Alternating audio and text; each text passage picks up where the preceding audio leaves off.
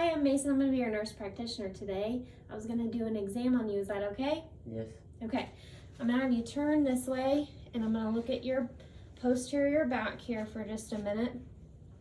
So first you'll look and just inspect it to make sure your breathing rate is unlabored, your respiratory rate looks normal, and I would be doing this in the clinic without a shirt on, but for privacy, he'll be doing it fully clothed. And he does not have any retractions while he is breathing either. So I'm gonna palpate on his back. I'm gonna feel for any crepitus or lesions. Is that tender? No. Okay. And then I'm gonna place my hands at the under the 12th rib, and I'm gonna have you take a deep breath. Big breath in and out. Lung expansion is normal, about 4 centimeters. Then I'm gonna check for mitis. So when I put my hands on your back, I'm gonna have you say 99 each time that I move them, okay? 99, 99, 99, 99. Okay. That was normal in 4 spots. And I use the ulnar side of my hand to perform that. And then also posteriorly, I'm gonna check for CVA tenderness and rebound. So I'm gonna find that 12th rib again on the left side first, and his spine. Put my palm flat.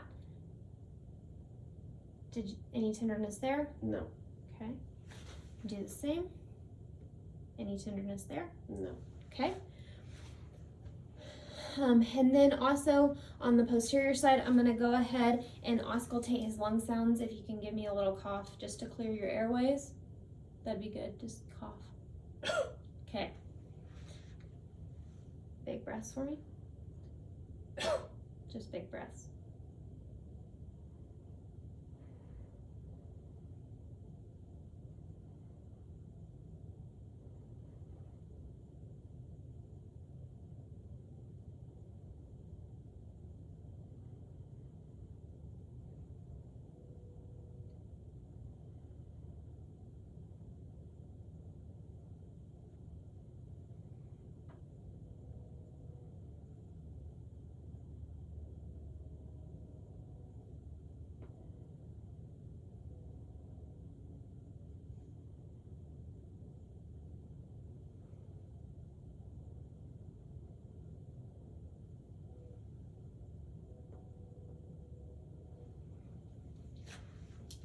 All right, now I'm gonna do some percussion in those same spots that I auscultate in.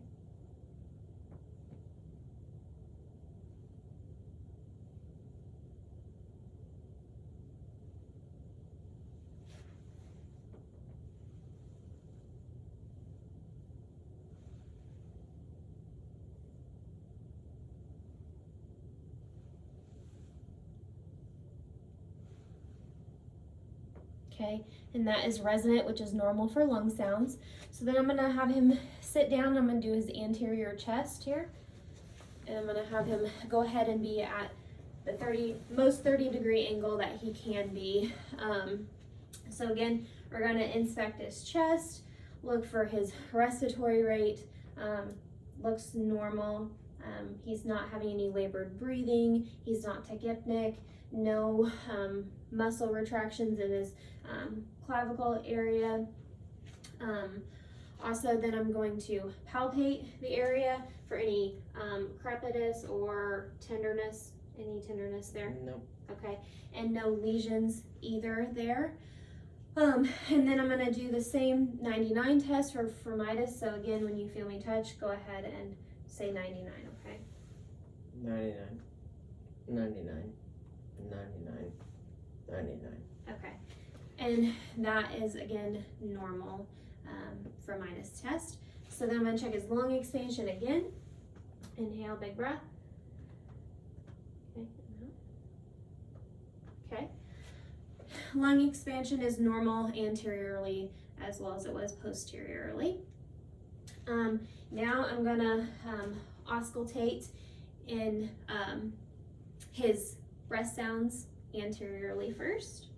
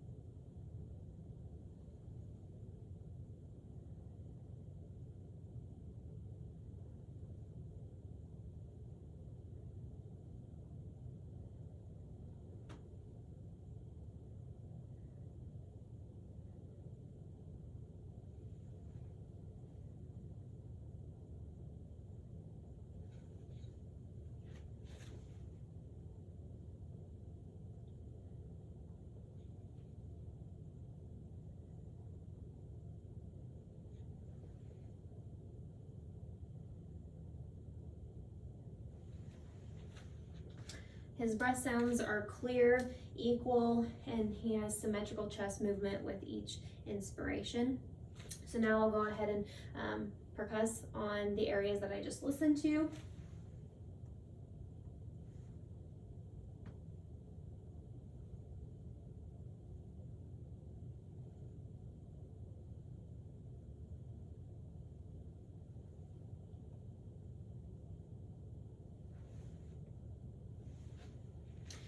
Percussion is again resonant on the anterior side.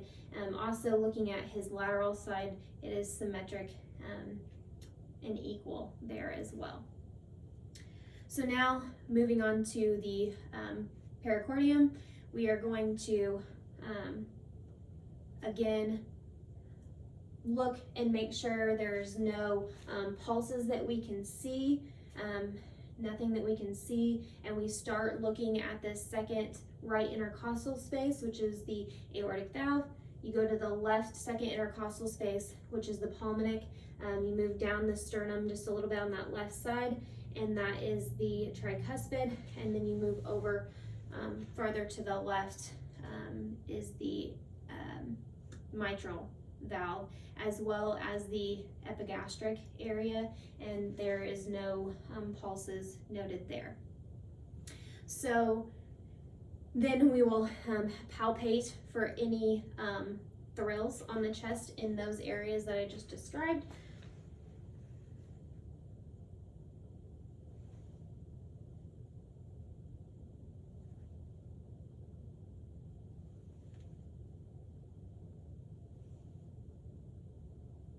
There are no thrills, and then we will use the heel of my hand to check for any heaves, which would be like a buzzing feeling.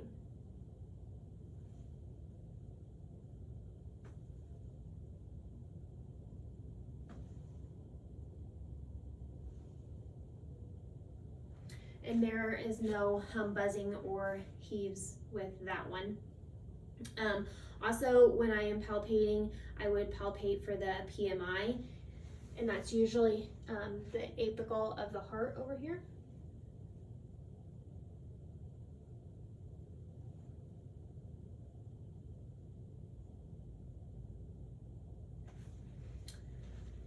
And then now I can auscultate the heart in the same places again.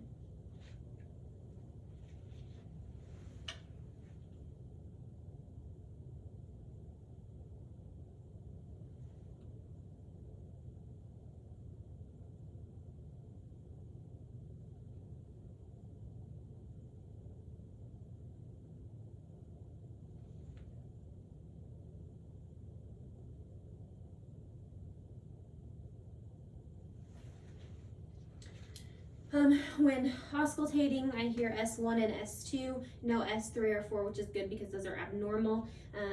S1 I do hear at the start of systole, and the S2 is at the beginning of diastole, and that is the closing of the tricuspid. At the systole, it's the closing of the semilunar valves, which is the aortic or the pulmonic valve as well. Okay, so now I'm going to auscultate for mitral stenosis. So I'm going to, mitral stenosis, and then after that I will auscultate for aortic regurgitation. So I'm going to have you lay on your left side, and I will check for that mitral stenosis.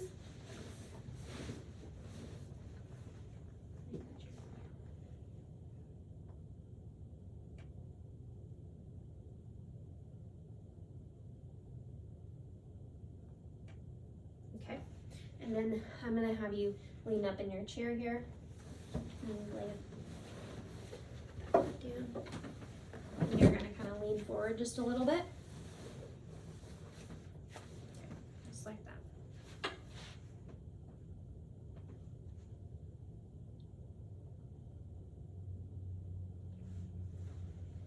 Okay, there is no mitral stenosis or aortic regurgitation on auscultation.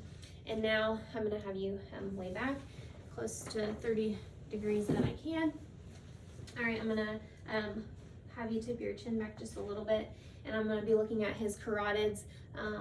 There is no obvious pulsations or any asymmetric movement there when I look at that.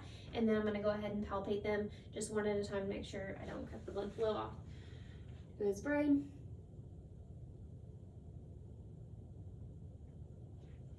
And that is normal, regular rate, no major bounding pulses there. And then I'm gonna listen to his carotids for any bruits with the bell of my stethoscope. Okay, I'm gonna have you take a deep breath and hold it for 10 seconds.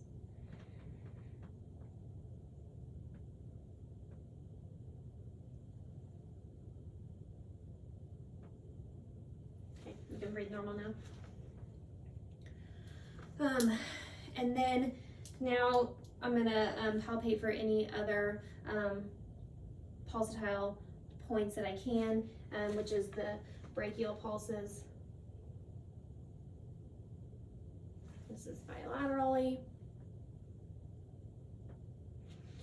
And radial pulses bilaterally.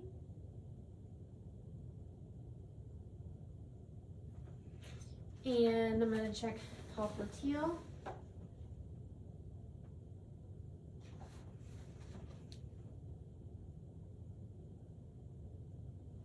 And posterior tibial.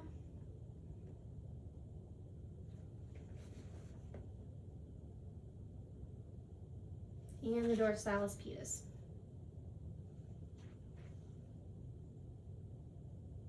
All those points are +2, which is normal. +3 would be bounding, +1 would be weak, and 0 would be absent on that scale. Okay, so now moving on to the abdomen. I would typically have him laying flat with just a pillow under his head, arms at his side, and his bladder empty for this. But this is as close as we'll be able to get. Sometimes get your arms to your side if you can. And I would, again, be doing this with no shirt on, but I would be inspecting his abdomen for any contours, lumps, striae, any lesions, any pulsations, any rashes, any different color change, and he does not have any of that. And then I'm going to auscultate first on the abdomen in all 4 quadrants.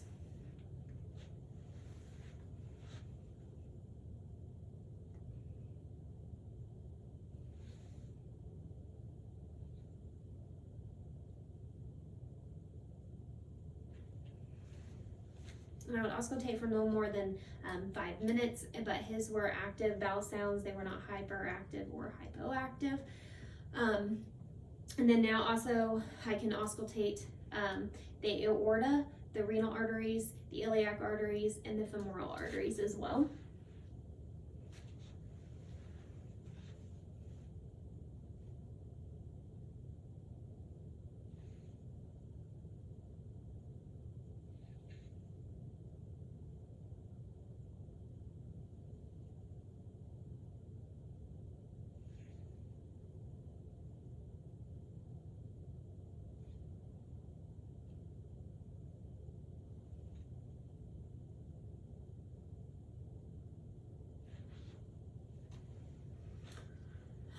And those were all normal, no pulses or major bruits there. So then I can move on to percussing the abdomen in the 4 corners as well as the epigastric region.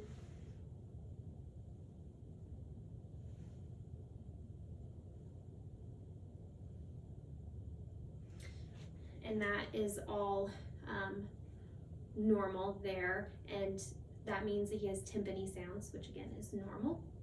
And then moving there, I would do percussion to know where his borders of his liver are at. So I would start with the right at the umbilical line, which is also the right mid-clavicular line at the umbilical line.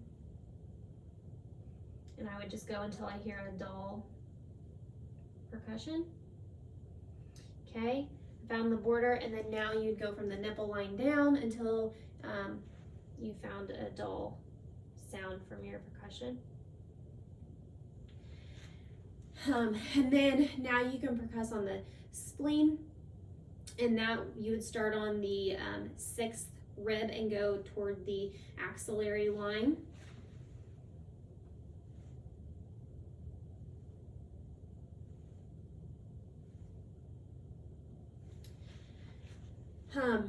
And you hear tympani there, so you know that his spleen is not enlarged.